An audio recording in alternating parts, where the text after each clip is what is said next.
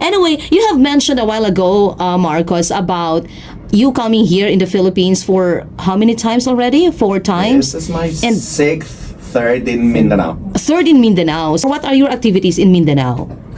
So You went to Mount Kitanglad, right? Yes, So I've been Mount Kitanglad several times. For what? For what usually reason? Sampling. Like sampling. Mindanao, usually it has always been sampling. So I've had this relation with Mama Alma of collaboration in research. And once, like first 2017, I think was the first time she invited me over to come. And since then, it's like going for for us coming here doing like the type of biology we do, it is of vital importance because there's a lot of species that have not been discovered, or that have been discovered but hundreds of years ago, and we like there's no record for the past 200 years, and we In should Mount know. Kitanglad. In Mindanao, In Mindanao, in general. like in general.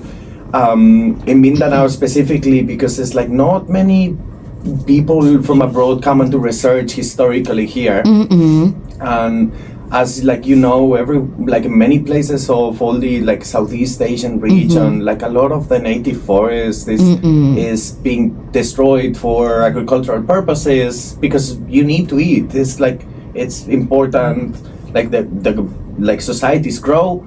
And it's even more complicated to like keep this. So it was a good opportunity to come and try to see what is still there.